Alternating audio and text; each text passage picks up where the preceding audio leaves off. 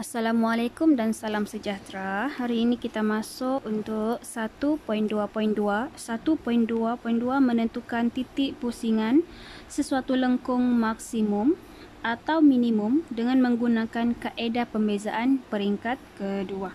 Okey, selalunya kita hanya buat pembezaan tu dapat jawapan akhir begitu saja. Tetapi kali ini kita boleh dapat lihat di mana fungsi yang diberi itu sebagai contoh y sama dengan ini fungsi. Okey, dia ada graf lah. Graf ada paksi y, paksi x dan lengkungnya tu dia di mana dia melengkung atau garis lurus kah atau bagaimana. Dia punya bentuk. Daripada fungsi tersebut, fungsi yang diberi, disitulah kita boleh tentukan bagaimana bentuk yang terhasil, di titik mana, di koordinat yang mana yang dia akan berubah. Okey, sebagai contoh kalau dia terus tiba-tiba di titik ini, koordinat yang pertama ni di koordinat A, dia berubah arah, dia melengkung. Mungkin di sini dia melengkung. Begitu. Okey, jadi cara untuk tentukan bentuknya ni kita akan tengok dan dia berkaitan dengan terbitan pertama dan kedua. Okey. Untuk tahu di mana dia melengkung, ataupun dipanggil titik pusingan, okey, titik pusingan. Sebuah garis lurus ni, garis lurus contohnya kamu diberi fungsi y sama dengan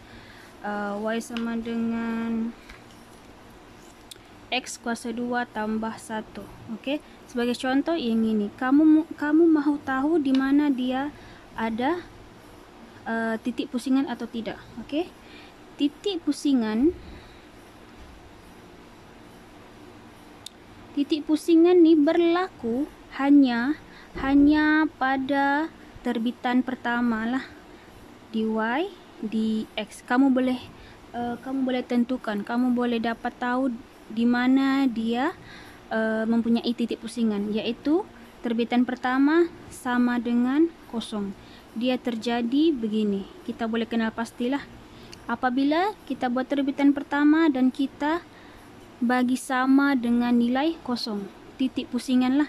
Jadi kita boleh dapat tahu di mana titik pusingannya. Jadi kalau contohnya ini adalah fungsi kamu buat terbitan pertama, ini dapat 2x. Okey, 2x. Jadi 2x ni kamu samakan nilainya dengan kosong. Bila kamu samakan nilainya dengan kosong, 2x sama dengan kosong, kamu akan dapat kosong, kan? Maknanya koordinat yang kamu dapat ialah x sama dengan kosong, di mana ada paksi di sini x, y. Koordinat yang pertamanya adalah kosong. Jadi kamu kena cari lagi untuk y. Y di sini ambil balik. Kita mau cari koordinat tu x, y. Begini. X apa, y apa. Jadi kita tahu di mana titiknya tu yang dia berpusing, di mana dia berubah arah. Jadi bila kamu dapat x sama dengan kosong, kamu kena cari y pula. Okey, supaya lengkap. Koordinat x, koordinat y. Jadi y macam mana mau cari? Masukkan balik di sini. Masukkan balik di dalam fungsi asal ni. Okey. Bila x sama dengan kosong, jadi masukkan di sini y sama dengan kosong kuasa 2 tambah 1. Jadi kamu akan dapat y sama dengan 1. Jadi koordinat yang terhasil adalah 0, 1. Okey, 0, 1. Ini bermakna 0 adalah x, 1 adalah y. Itulah koordinat 0, 1 yang mempunyai titik pusingan. Okey, titik pusingan terjadi pada koordinat. Ini koordinatnya. Koordinat. Okey, sebenarnya kita mau cari kita mau cari koordinat. Jadi kita carilah di mana 01. Mungkin di sini 0, mungkin di sini 1. Di sini mungkin dia berpusing. Sebagai contoh lah. Dia tidak lurus tetapi dia berpusing. Okey, dia ada titik di sini. Kita tidak tahu dia pusing ke atas kah, dia pusing ke atas kah, ke bawah kah, tidak tahu. Tapi kita tahu bahawa kita sudah dapat koordinat di mana di situ berlakunya titik pusingan. Okey. Sama juga macam ni. Kamu kena cari dahulu dy dx-nya sama dengan 0. Sudah dapat nilai x, y. Dapat nilai x dengan y, itulah koordinatnya. Koordinatnya yang dipusing. Yang titik maksimum ni, itu nanti kita cerita. Okey? Titik maksimum ni dia berkaitan dengan terbitan kedua pula. Okey, itu kita cerita dahulu macam mana titik pusingan terjadi. Okey, bila kita sudah dapat titik pusingan, macam mana terjadinya, macam mana kita mau kenal pasti bahawa terjadinya titik pusingan ini maksimum atau minimum. Kita mau tahu maksimumkah atau minimum. Kita tidak tahu kan. Cara mau tahu titik ni maksimum ke minimum, kita buat terbitan kedua. Terbitan kedua. Ingat, terbitan kedua untuk kita kenal pasti bahawa pusingan yang ini ni maksimum ke atau minimum. Okey, terbitan pertama pula ni kita mau tahu nilai koordinat. Okey, terbitan pertama. Ini terbitan pertama. Terbitan pertama kita mau tahu koordinat.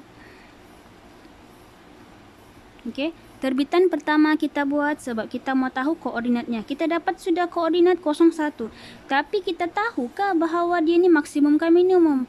Jadi macam mana mau tahu? Kita buat terbitan kedua. Okey. Bila kamu buat terbitan kedua, yang ini tadi jawapan kamu kan?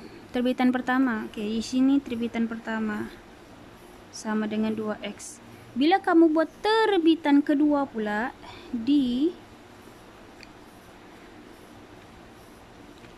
bila buat terbitan kedua, kamu akan dapat nilainya 2. Okey, 2. Ada cak ini dapat nilai 2. Ini bukan bermakna jawapannya 2. Tetapi jika jawapan di sini, jawapan terbitan kedua ni besar dari 0, besar, maknanya dia adalah minimum. Okey, kalau dia kurang dari 0, nilai di sini, nilai di sini kurang dari 0, kurang ataupun kecil lah atau kurang, dia adalah maksimum. Maksimum. Jadi kita tengok sini, 2 ni besar dari 0, maknanya dia adalah titik maksimum. Siapa yang titik maksimum? Siapa yang titik minimum? Yang ini adalah dipanggil titik minimum. Kita kasih nama saja. Jawapan sudah ada. Cuma kita mau pastikan dia ni maksimum ke minimum. Jadi bila kita sudah cek, ini untuk cek ya. Cek maksimum ke minimum guna terbitan kedua. Kita buat terbitan kedua dapat nilai 2. 2 ni besar dari 0. Jadi dia adalah minimum. Jadi bila kita letaklah 01 adalah titik minimum. Kita letak sini 01 adalah titik minimum. Kita buat conclusion adalah titik minimum. Begitu. Okey.